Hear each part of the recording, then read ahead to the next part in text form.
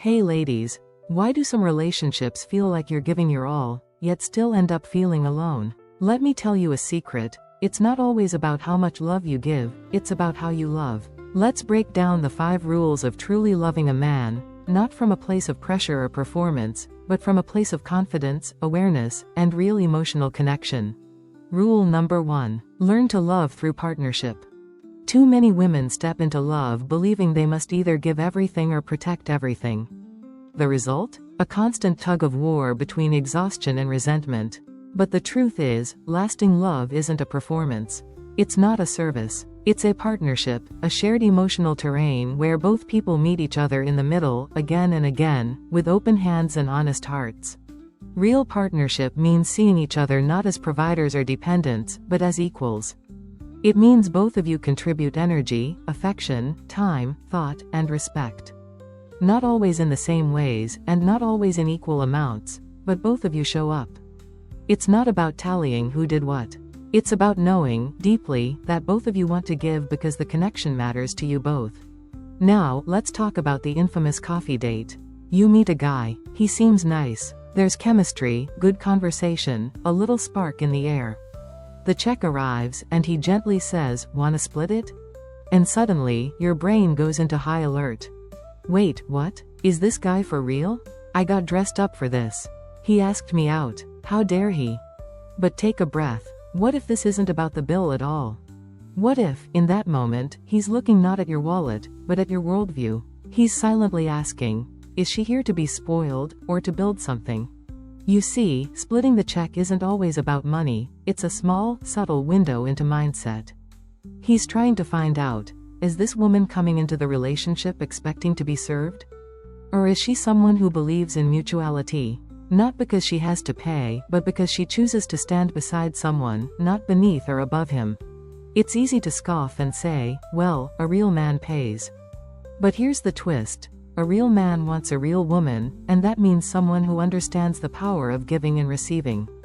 Someone who doesn't see love as a prize to be won, but as a union to be nurtured. And here's where many women, through no fault of their own, trip up. They've been raised on old school rules. A man should chase, a man should provide, a man should carry the weight. But those rules were made for a different era. In today's world, where women are intelligent, empowered, and emotionally aware, love demands a new standard. Chivalry is lovely, but partnership? That's powerful. So when you're faced with that moment, whether it's the check, the first compromise, or the first tough conversation, ask yourself, am I loving like a partner, or like someone waiting to be rescued? Because the most magnetic, compelling kind of woman isn't the one who takes the most or gives the most. It's the one who understands the rhythm of both. Who brings her heart to the table, but expects something more meaningful than money in return. Mutual respect. Shared effort. Emotional maturity. If that's where you're standing, even imperfect love becomes transformative. You stop chasing fairy tale fantasies, and you start building something even better, something real. And when a man sees that, he knows you're not just dating. You're inviting him into something worth staying for. Rule number 2. Understand the balance of energy in love. Love is more than chemistry and butterflies, it's a dynamic flow of energy. Think of it like emotional economics. There are assets, and there are liabilities. There's investment, and there's return. And just like in finance, the healthiest accounts are the ones where both parties contribute in aligned, complementary ways, not where one person does all the emotional spending while the other sits back and receives the benefits. So many women, especially strong, capable, heart-driven women, end up over-investing emotionally. They express their feelings first. They initiate the difficult conversations. They try to decode his silence, untangle his moods, manage his growth, and fix what isn't even theirs to fix. Without realizing it, they become the engine of the entire relationship, pushing, planning, explaining, and always anticipating what needs to be done to make it work. But in doing that, they cross an invisible line, from love to labor. This is what stepping into masculine energy looks like. It's the impulse to take control, to lead, to act first and fix fast. Masculine energy drives. It solves. It moves forward at all costs. And while there's nothing wrong with a woman being decisive or expressive, when she constantly takes this role in a relationship, she leaves no room for polarity, no space for the man to show up in his own energy.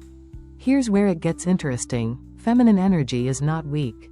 It's not passive. It's powerful in a way that doesn't push, it pulls. It doesn't demand, it invites. Feminine energy is the energy of stillness with gravity, like the ocean, calm on the surface, but infinite in depth. A woman grounded in her feminine energy doesn't chase after affection. She doesn't force emotional connection or beg for clarity. Instead, she becomes magnetic. Not by playing games, but by embodying her own worth so fully that the right man chooses to draw closer, because being near her feels good. Not pressured, not calculated, just safe, soft, and real. This doesn't mean you don't express love. It means you express it through your presence, not through performance. Let him lean in. Let him be curious. Let him ask. Let him wonder what you're thinking, how you're feeling, what your silence might mean. That's not manipulation, it's the art of emotional balance. It's understanding that love doesn't grow by force. It grows in the space between certainty and mystery, between knowing and yearning. The most compelling women don't force men to love them. They don't explain their worth. They don't run after answers. They create an energy field that says, I am whole, I am here, and I am enough. And from that place, they watch who steps into the space they hold. When you stop leading every moment and start allowing energy to unfold, something magical happens.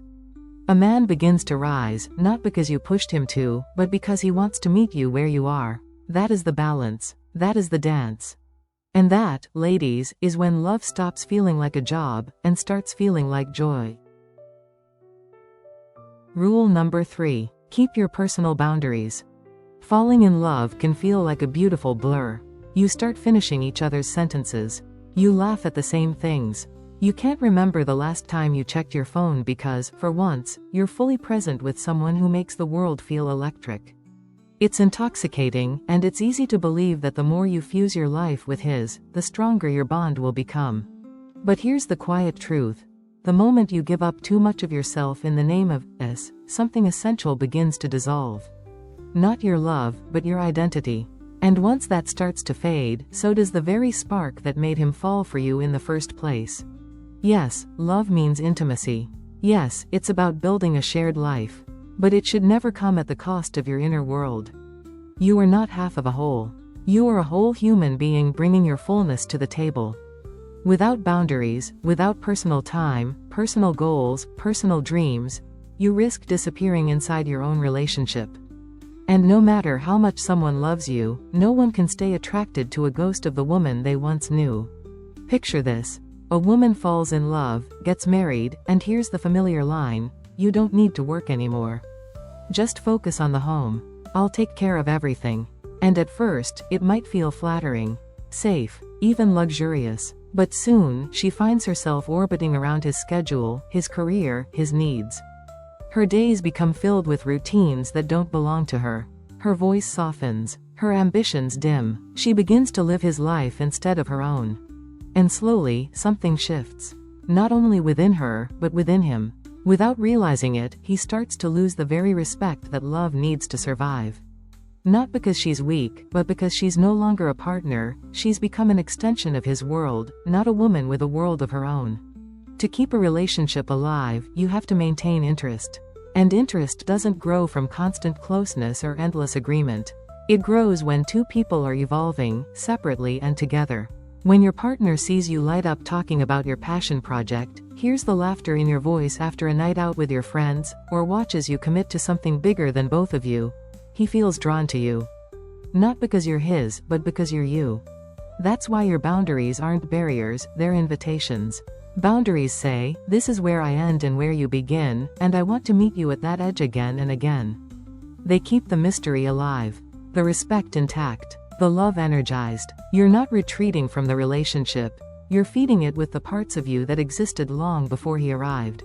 So honor your individuality, create your space, keep your rituals, your circles, your passions. Book that class, take that solo walk, have secrets, have silence. Be a woman who lives a full, expressive life, with or without a partner. Because here's the irony, the more whole you are on your own, the more deeply your partner will want to stay close. Not because he needs to complete you, but because he sees that you've already done that for yourself. And that is the kind of woman who stays unforgettable. Rule number 4. Love is a two-person dance. Love, at its core, is intimacy.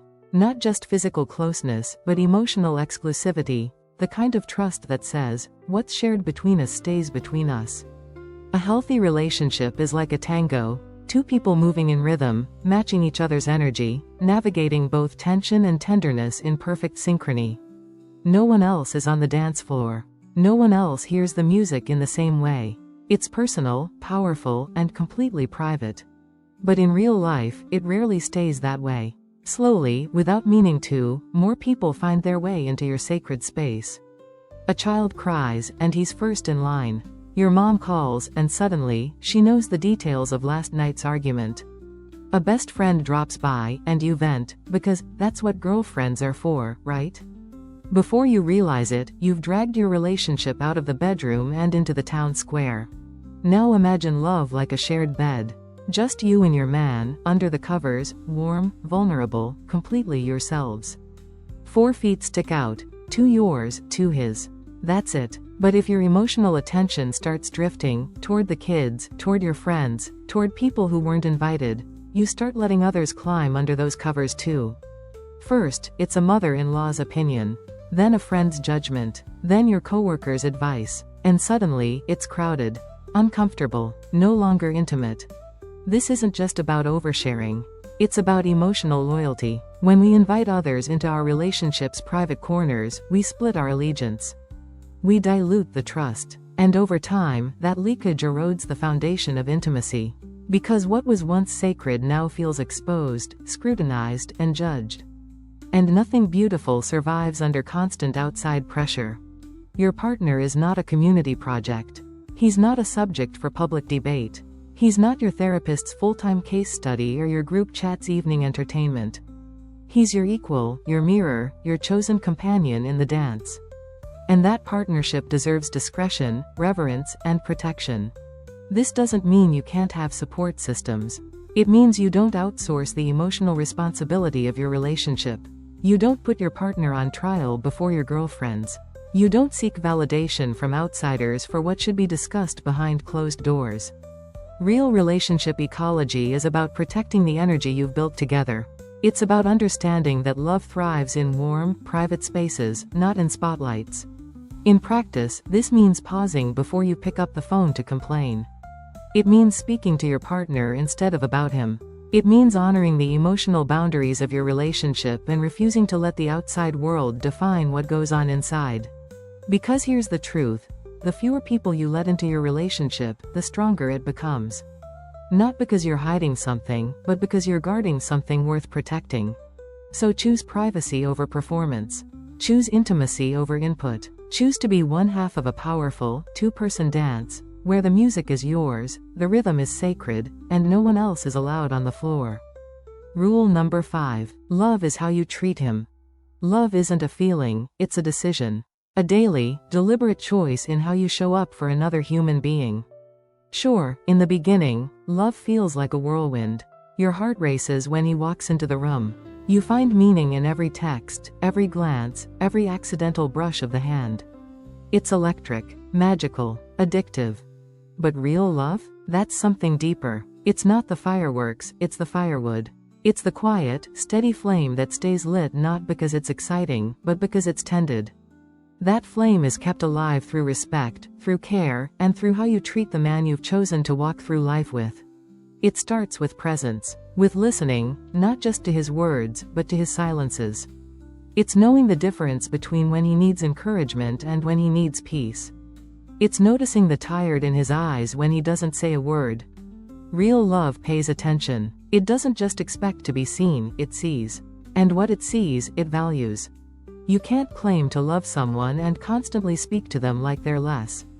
You can't love someone and manipulate, control, or humiliate them. If your version of love includes dominance, mockery, or emotional power plays, that's not love, it's insecurity in disguise. Love lifts. Always. Even in disagreement, even in frustration, even when you're tempted to lash out, love finds a way to hold dignity on both sides. This man? He's not your project, your possession, or your emotional punching bag. He's your chosen companion, your equal, maybe even your greatest teacher. And that role deserves honor. When you walk beside him, not in front of him or behind him, but with him, you create a relationship rooted in mutual growth. You build a foundation where both of you can rise, together, not at the cost of the other. Loving a man well means showing up with strength, not the kind that bulldozes, but the kind that nurtures without collapsing. It's not obsession, it's intention. You offer him softness not because you're weak, but because you're secure enough to lead with grace. You don't chase or cling. You don't test him or keep score. You simply love him the way you'd want to be loved, freely, faithfully, and without hidden motives.